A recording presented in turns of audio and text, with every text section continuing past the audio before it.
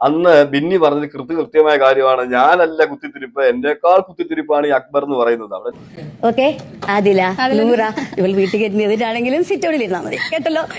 പക്ഷെ ഷാനവാസ് എടുത്തപ്പോഴത്തേക്ക് അത് വലിയൊരു ഇഷ്യൂ ആക്കി മാറ്റി. കരച്ചിലായി, പിഴിച്ചിലായി, പ്രാക്കായി, എന്തൊക്കെയാ അനുമോൾ ചെയ്തത്. ബിഗ് ബോസ് മലയാളം സീസൺ 7 എന്തായാലും ഇന്ന് ഉച്ചവരെ കണ്ടന്റൊന്നും ഇല്ലായിരുന്നു, എല്ലാവർക്കും അറിയാം. എല്ലാവരും അങ്ങോട്ടും ഇങ്ങോട്ടൊക്കെ ഓടി നടക്കുമായിരുന്നു. അതിനുശേഷം ഫാമിലി റൗണ്ട് ആയിരുന്നു. അപ്പോൾ ആ ഫാമിലി റൗണ്ടില് ഏറ്റവും കൂടുതൽ ഇപ്പൊ കോൺട്രവേഴ്സി നടന്നുകൊണ്ടിരിക്കുന്നത് നമ്മളെ ലക്ഷ്മിയുടെ അമ്മ വന്ന് പറഞ്ഞ ഒരു ഡയലോഗാണ്. എനിക്കത് കേട്ടിട്ട് ഞാൻ എൻ്റെ ഒരു അഭിപ്രായം പറയാം. അതിനെ വളച്ചൊടിച്ചതായിട്ടാണ് എനിക്ക് തോന്നുന്നത്. എന്നുവെച്ചാൽ അകത്തിരുന്നിട്ട് അക്ബർ അതിനെ വളച്ചൊടിക്കുന്നു, ഷാനവാസ് അത് കേട്ട് ഷാനവാസ് അതിലും കൂടുതൽ ഒടിക്കുന്നു, ഒനിയൻ വളയ്ക്കുന്നു. ഇതൊക്കെയാണ് എനിക്ക് തോന്നിയത്. എൻ്റെ ഒരു കൺസെപ്റ്റ് പറയും, എൻ്റെ ഒരു നോട്ടത്തിൽ എനിക്ക് മനസ്സിലായ കാര്യമാണ്. ഒരിക്കലും ലക്ഷ്മിയുടെ അമ്മ അതൊരു സീരിയസ് ആയിട്ട് പറഞ്ഞതായിട്ട് എനിക്ക് തോന്നിയില്ല. അതൊരു തമാശ രീതിയിൽ, അല്ലെങ്കിൽ അന്നുണ്ടായ ഒരു പ്രശ്നത്തിന്റെ മേലിൽ ലക്ഷ്മി അവിടെ പറഞ്ഞിരുന്നു വീട്ടിൽ കയറ്റത്തില്ല എന്നുള്ളത്. അവർ പറയുന്നത് എന്താണ് നിങ്ങൾ ശ്രദ്ധിച്ച് കേൾക്കണം. ഇവള് വീട്ടിൽ കയറ്റിയില്ലെങ്കിലും കുഴപ്പമില്ല, മോൾക്ക് സിറ്റൗട്ടിൽ വന്നിരുന്നിട്ട് പൊയ്ക്കോ എന്നുള്ള രീതിയിൽ അതാക്കി പറയുകയോ അല്ലെങ്കിൽ നിങ്ങൾ വീട്ടിൽ വരണ്ടെന്ന് പറയുകയോ ഒന്നും ചെയ്തതായിട്ട് എനിക്ക് തോന്നിയില്ല. ഇനിയിപ്പോ എന്റെ തെറ്റാണോ എന്ന് അറിയത്തില്ല, എനിക്ക് കേട്ടപ്പോ അങ്ങനെയാണ് തോന്നിയത്. പക്ഷെ പലരും ഇതിനെ വളച്ചൊടിക്കുന്നതായിട്ട് എനിക്ക് തോന്നി. ലക്ഷ്മിയേക്കാൾ ഭയങ്കരിയാണ് ലക്ഷ്മിയുടെ അമ്മ അങ്ങനെ പറഞ്ഞത് ശരിയായില്ല എന്നൊക്കെ പറയുന്നുണ്ടായിരുന്നു. പക്ഷെ ഇന്ന് രാത്രിയത്തെ ലൈവ് കണ്ടവർക്കറിയാം, അവിടെ ആദിലയും ഈ പറയുന്ന ലക്ഷ്മിയും കൂടി സംസാരിക്കുന്നുണ്ട്. ആ സമയത്ത് തന്നെ ലക്ഷ്മി പറയുന്നുണ്ട് ആദിലയോട്, എന്റെ മകൻ കുറച്ചും കൂടെ വളർന്നു കഴിഞ്ഞതിന് ശേഷം അവൻ ഇതിനെ നോർമലൈസ് ചെയ്യുകയോ ഇതിനെക്കുറിച്ച് ചിന്തിക്കുകയോ ഇതിനെക്കുറിച്ച് അറിയുകയോ ചെയ്താൽ മതി എന്നാണ് എന്റെ കൺസെപ്റ്റ്. ശരിയാണ്. അതുപോലെ പറയുന്നുണ്ട് കൊച്ചു കുട്ടികൾ വരെ ഈ ലൈവ് ഒക്കെ കാണുന്നതാണ്. അപ്പൊ അവർ ഇത് എന്താണെന്ന് ചോദിക്കും. ഇതെങ്ങനെ നമ്മൾ പറഞ്ഞു കൊടുക്കും, ഇത് എന്ത് ബന്ധമാണെന്ന് നമ്മൾ ആ പിള്ളേരോട് പറയും എന്നൊക്കെ ചോദിക്കുന്നുണ്ട്. ആദില അതൊക്കെ തലയാട്ടി ഇരുന്ന് കേൾക്കുന്നുമുണ്ട്. പക്ഷെ അവർ തമ്മിൽ നല്ല ബോണ്ടിങ്ങിലാണ് സംസാരിക്കുന്നത്, അല്ലാതെ വഴക്കോ ഒന്നുമല്ല. അപ്പൊ ഞാൻ പറയുന്നത്, ഞാൻ സോഷ്യൽ മീഡിയ കണ്ട ഒരു വീഡിയോ ഉണ്ട്, നിങ്ങൾ എല്ലാവരും കണ്ടു കാണും. ഒരു കൊച്ചു ചെറുക്കൻ ചോദിക്കുന്നുണ്ടായിരുന്നു, അമ്മേ ഇവർ തമ്മിലുള്ള ബന്ധം എന്താണ് എന്നൊക്കെ പറഞ്ഞിട്ട്. അതുപോലെ ഞാനും ഇന്നാളും തമ്മിൽ കല്യാണം കഴിച്ചോട്ടെ ആ സമയം ആവുമ്പോൾ, വളർന്നു കഴിയുമ്പോൾ എന്നൊക്കെ ചോദിക്കുന്ന വീഡിയോ. ആ വീഡിയോ സോഷ്യൽ മീഡിയയിൽ എല്ലാവരും കണ്ടിരിക്കാം, ഞാനതൊന്നും അവിടെ കാണിക്കുന്നില്ല. അപ്പം പിള്ളേരെയും ഇത് സ്വാധീനിക്കുന്നുണ്ട്. ബിഗ് ബോസ് ലൈവ് കാണുന്ന പിള്ളേരുണ്ട്, കൊച്ചു കുട്ടികൾ വരെ ഉണ്ട്, ശ്രദ്ധിക്കുന്നവരുണ്ട്. വീട്ടിൽ നമ്മൾ ഇടുമ്പോഴാണെങ്കിലും നമ്മുടെ പിള്ളേർ വന്നിരുന്ന് അത് കാണും. ഇപ്പൊ പിള്ളേർ കാണുന്നെന്ന് പറയും, നമുക്കത് നിർത്താൻ പറ്റത്തില്ല. അപ്പൊ അവര് കാണുമ്പോൾ അവർ ഓരോ സംശയങ്ങൾ ചോദിക്കും. എന്റെ മകനും എന്നോട് ചോദിക്കാറുണ്ട്, എന്റെ മോളും ചോദിക്കാറുണ്ട് ഓരോ സംശയങ്ങൾ, ഇതാരാണ് എന്നൊക്കെ എന്നോടും ചോദിക്കാറുണ്ട്. അപ്പം അവരും കാണുന്നുണ്ട്.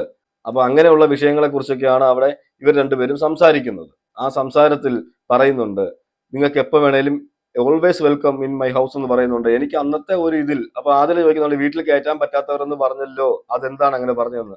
എന്തോ എനിക്ക് അപ്പോഴത്തെ ഒരു ഇതിൽ ഞാൻ അങ്ങനെയാണ് പറഞ്ഞത്. പക്ഷേ നിങ്ങൾക്ക് എപ്പോ വേണമെങ്കിലും എന്റെ വീട്ടിലേക്ക് വരാം, എന്റെ അമ്മ തന്നെ പറഞ്ഞല്ലോ വീട്ടിലേക്ക് വരാമെന്നുള്ളത് എന്ന്.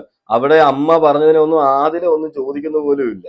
ആ അമ്മ ഇങ്ങനെ പറഞ്ഞല്ലോ എന്നുള്ളത് ആദിലയ്ക്കും മനസ്സിലായി. എന്ന് വെച്ചാൽ അതിനുശേഷം നൂറയെ നോക്കിയിട്ട് അവർ അമ്മ പറയുന്നുണ്ട്, ഇന്ന ആളെ പോലെ ഇരിക്കുന്നു, നമ്മുടെ വീട്ടിലുള്ള ഒരാളെ പോലെ തന്നെയാണ് നൂറ ഇരിക്കുന്നതെന്നൊക്കെ പറയുന്നുണ്ട്. പക്ഷെ ഇതിനെ വളച്ചൊടിക്കുന്നു എന്നാണ് എനിക്ക് കണ്ടപ്പോൾ തോന്നിയത്. എന്തായാലും നമുക്ക് ആ വീഡിയോ ഒന്ന് കാണാം. എന്റെ പേര് ലരേന്നാണ്. അമ്പലപ്പുഴയിലാണ് വീട്. ലക്ഷ്മിയുടെ അമ്മ ടീച്ചറാണ്. എല്ലാരും ഞാൻ അമ്പലപ്പുഴ എന്റെ വീട്ടിലോട്ട് വെൽക്കം ചെയ്യുന്നു.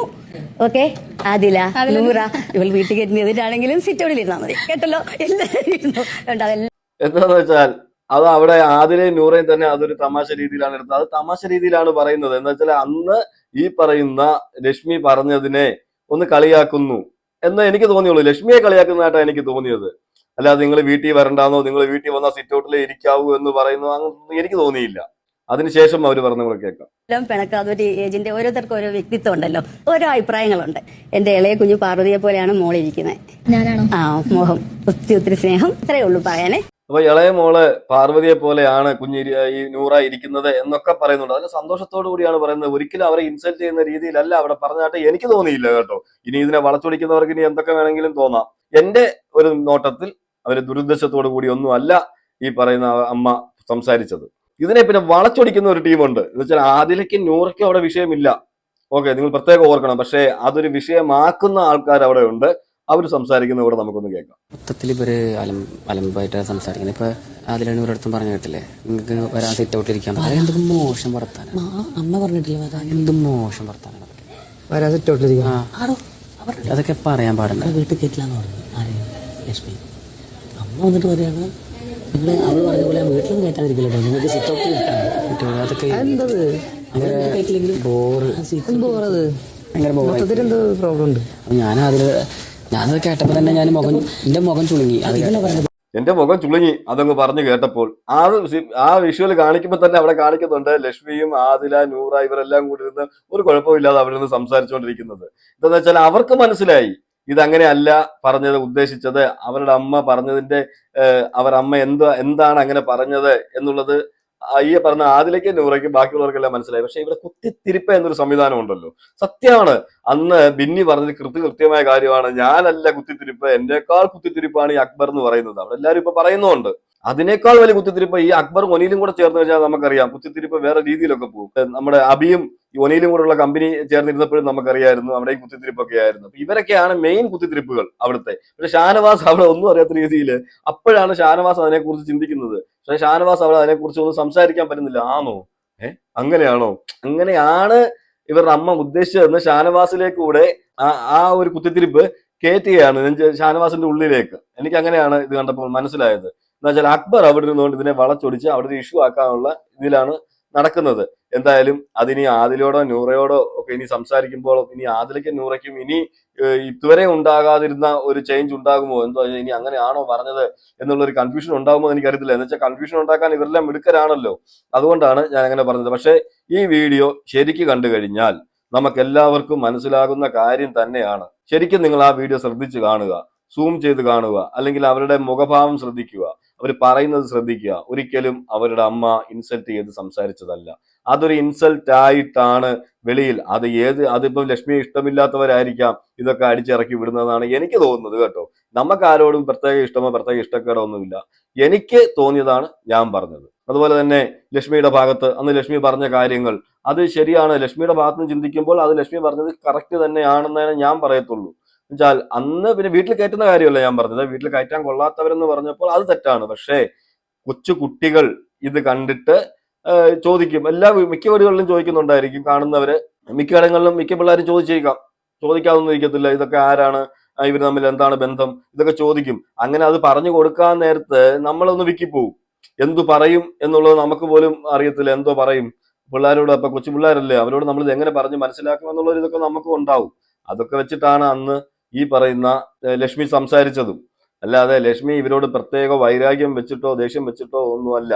ലക്ഷ്മിക്ക് അത് നോർമലൈസ് ചെയ്യാൻ കഴിയില്ല. ലക്ഷ്മി ഇപ്പോഴും പറയുന്നുണ്ട് എനിക്കത് നോർമലൈസ് ചെയ്യാൻ കഴിയില്ല. പക്ഷെ എനിക്ക് നിങ്ങളോടൊക്കെ വന്ന് ഇവിടെ നിന്ന് സംസാരിച്ച് കഴിഞ്ഞപ്പോൾ എനിക്ക് കാര്യങ്ങളൊക്കെ എനിക്ക് മനസ്സിലായി, എനിക്ക് നോ പ്രോബ്ലം എന്നുള്ള രീതി തന്നെയാണ് പിന്നെ ഇരുന്ന് സംസാരിക്കുന്ന ആതിരയുമായിട്ട്.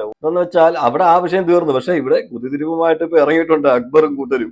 എന്തായാലും ഇനി എന്തായി തീരുമെന്ന് അറിയത്തില്ല. വെളിയിലും കുത്തിത്തിരിപ്പ് നടക്കുന്നുണ്ട്, അകത്തും നടക്കുന്നുണ്ട്. എന്തായാലും ഞാൻ എന്റെ ഭാഗമാണ് ഞാൻ പറഞ്ഞത്. അതുപോലെ തന്നെ മറ്റൊരു വിഷയമാണ് ഇന്ന് നടന്നത്. നമ്മളുടെ അനുമോള് ഒരു അലുവ അടിച്ചു മാറ്റി. അപ്പം പലരും പല വീഡിയോസിലും പറയുന്നത് ഞാൻ കേട്ടു, ഷാനവാസ് ആണ് അനുമോളെക്കാൾ വലിയ തെറ്റ് ചെയ്തത് അടിച്ചു മാറ്റിയതിലൊന്നും.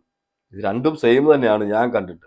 അന്ന് അവിടെ ഷാനവാസ് അടിച്ചു മാറ്റാൻ കാര്യം എന്താണെന്ന് വെച്ചാൽ അവിടെ ആര്യൻ അടിച്ചു മാറ്റുന്നുണ്ടായിരുന്നു. ആര്യൻ ഒരു പ്രാവശ്യമല്ല പല പ്രാവശ്യം അവിടെ ഫുഡ് കൊടുക്കുന്ന സമയത്തെല്ലാം ഞാൻ ശ്രദ്ധിച്ചിട്ടുണ്ട്. അവിടെ ഓരോ മാറി നിന്നും ഒളിച്ചു നിന്നും ഇടയ്ക്ക് പ്ലേറ്റ് കൊണ്ടുപോയും ഒക്കെ വാങ്ങിക്കാറുണ്ട്.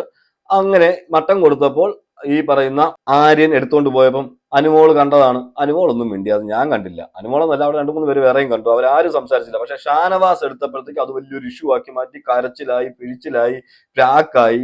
എന്തൊക്കെയാ അനുമോള് ചെയ്തത്? നമ്മൾ അനുമോള് ചെയ്യുന്ന എല്ലാം ഒന്നും നമുക്ക് അംഗീകരിക്കാനൊന്നും പറ്റത്തില്ല. അനുമോള് നെഗറ്റീവ് ആണെങ്കിൽ നമ്മൾ നെഗറ്റീവ് എന്ന് തന്നെ പറയും, നെഗറ്റീവ് ചെയ്തിട്ടുണ്ടെങ്കിൽ നെഗറ്റീവ് എന്ന് തന്നെ പറയും. എന്ന് വെച്ചാൽ ഇത്രയും പേർക്ക് കൃത്യമായിട്ട് പീസായിട്ട് മുറിച്ച് വെച്ച അലുവയാണെന്ന് അവിടെ ബിന്നി പറയുന്നുണ്ട്. ആ മുറിച്ച് വെച്ച അലുവയിൽ നിന്നും ആരും അറിയാതെ എനിക്ക് കിട്ടിയില്ല എന്ന് പറഞ്ഞ് പിന്നെ ഒരെണ്ണം വാങ്ങിക്കുക അല്ലെങ്കിൽ അടിച്ച് എടുക്കുക എന്ന് പറഞ്ഞു കഴിഞ്ഞാൽ അതും ഇതും സെയിം തന്നെയാണെന്ന് ഞാൻ പറയത്തുള്ളൂ. രണ്ടും ഫുഡാണ്. അവിടെ ഫുഡിനാണ് ഏറ്റവും കൂടുതൽ വിഷയം ഉണ്ടാകുന്നത്. മട്ടൺ പീസിന് അവിടെ വിഷയം ഉണ്ടായെന്ന് പറഞ്ഞാലും ഇവിടെ ഹലുവ പീസിനും വിഷയം ഉണ്ടായത് നോ പ്രോബ്ലം, രണ്ടും സെയിം ആണ്.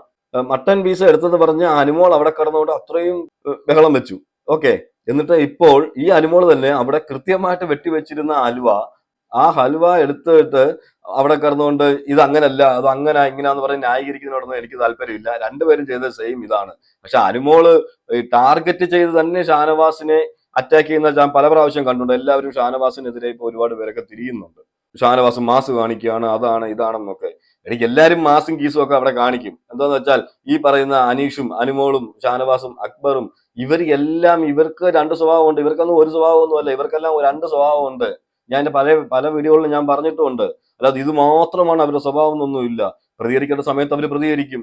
അവർക്ക് ചിലപ്പോൾ ഒരാളോട് ദേഷ്യം ഉണ്ടെങ്കിൽ അവർ പ്രകടിപ്പിക്കുന്നത് ഇങ്ങനെയൊക്കെ ആയിരിക്കും. അനുമോൾക്ക് ഷാനവാസിനോട് ദേഷ്യം ഉണ്ടെന്നുള്ള കാര്യം അതിന് മുമ്പുള്ള വിഷയങ്ങളിലൊക്കെ നമുക്കറിയാം. ആദില നൂറയോടൊക്കെ സംസാരിക്കുമ്പോൾ എനിക്ക് അങ്ങനെ വന്നിരിക്കും സംസാരിക്കുന്നത് എനിക്ക് ഇഷ്ടമല്ല, അങ്ങനെ എന്തോ വലിയ സംഭവമായി പോയി എന്നുള്ള രീതിയിലൊക്കെ സംസാരിക്കുന്നതൊക്കെ അനുമോൾ ആദിലയുടെ നൂറയോടൊക്കെ പറയുന്നുണ്ട്. ഞാൻ എന്തായാലും ഇതിനുള്ള മറുപടി കൊടുക്കും എന്നൊക്കെ. അതിനുശേഷമാണ് ഈ മട്ടന്റെ വിഷയം ഉണ്ടാകുന്നത്.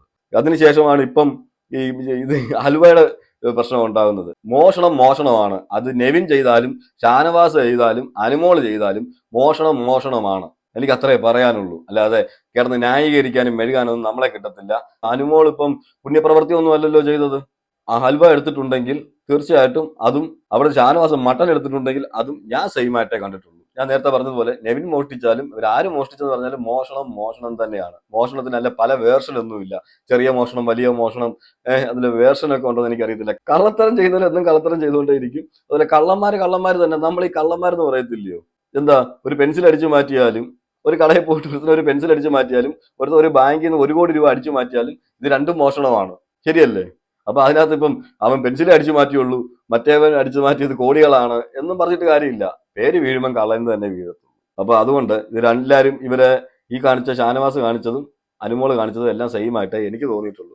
എന്തായാലും ഇത്രയെങ്കിലും പറഞ്ഞില്ലെങ്കിൽ ശരിയാവത്തില്ല. എന്താ വെച്ചാൽ ഈ പറയുന്ന ലക്ഷ്മിയുടെ അമ്മയെ വട്ടമിട്ട് ആക്രമിക്കുന്നുണ്ട് ഇപ്പൊ എല്ലാരും. ലക്ഷ്മിയുടെ അമ്മ ഒരിക്കലും ആ ഒരു രീതിയിലല്ല അത് പറഞ്ഞതെന്ന് എനിക്ക് മനസ്സിലായത് എനിക്ക് കണ്ടപ്പോൾ അനുമോളുടെയും ഷാനവാസിന്റെയും വിഷയം. ഈ 2 വിഷയങ്ങളിലും എന്റെ അഭിപ്രായമാണ് ഞാൻ ഇവിടെ പറഞ്ഞത്. ഇനി നിങ്ങൾക്ക് യോജിക്കാം വിയോജിക്കാം. അത് ഇപ്പം ഫാനിസം തലയിൽ കയറി പിടിച്ചിരിക്കുന്നവർക്ക് നമ്മൾ എന്ത് പറഞ്ഞാലും പിടിക്കത്തില്ല. എന്നുവെച്ചാൽ ഞാനിപ്പോ അനുമോളെ കുറ്റം പറഞ്ഞു കഴിഞ്ഞാൽ അനുമോളുടെ ഫാൻസ് വന്ന് എന്റെ അടുത്ത് പറയും ഞാൻ അനീഷിന്റെ PR ആണ്, ഷാനവാസിന്റെ PR ആന്ന് പറയും. ഈ പറയുന്ന പോലെ അനീഷിനെ കുറ്റം പറഞ്ഞാൽ വന്ന് പറയും ഞാൻ ഇന്ന ആളുടെ PR ആന്ന് പറയും. അങ്ങനെ മാറ്റി മാറ്റി PR ആയിക്കൊണ്ടിരിക്കുകയാണ്. എവിടെയെങ്കിലും ഒന്ന് ഉറച്ചു നിൽക്കണേ. ഞാൻ ഏത് PR ആണെന്ന് നിങ്ങൾ ആദ്യം ഒന്ന് ഉറപ്പിക്കുക. എന്നിട്ട് നിങ്ങൾ പറ ഞാൻ ഏത് PR ആകണം എന്നുള്ളത്. ഞാൻ ആദ്യം മുതലേ പറഞ്ഞിട്ടുണ്ട്, എനിക്ക് ഈ സീസണിൽ ഒരു പ്രത്യേക കണ്ടസ്റ്റൻസിനോട് പ്രത്യേക ഇഷ്ടമോ പ്രത്യേക വിരോധമോ ഒന്നുമില്ല. ഇന്നലെ ഞാൻ പറഞ്ഞല്ലോ അക്ബറിനെ കുറിച്ച് ജിസേല് പറഞ്ഞ കാര്യം. ജിസേൽ അവിടെ കാണിച്ചത് തെണ്ടിത്തരമാണെന്ന് ഞാൻ പറഞ്ഞായിരുന്നു. അക്ബറിനെ ഒനിയിലിട്ട് കൊടുക്കുമായിരുന്നു. അവിടെ ആര് നെഗറ്റീവ് ഓർ പോസിറ്റീവ് എന്റെ കാഴ്ചപ്പാട് ഞാൻ പറയും. ഓക്കെ, അപ്പൊ എന്തായാലും നിങ്ങൾ നിങ്ങളുടെ അഭിപ്രായങ്ങൾ കമന്റ് ചെയ്യുക. മറ്റൊരു വീഡിയോ ആയിട്ട് നമുക്ക് കാണാം.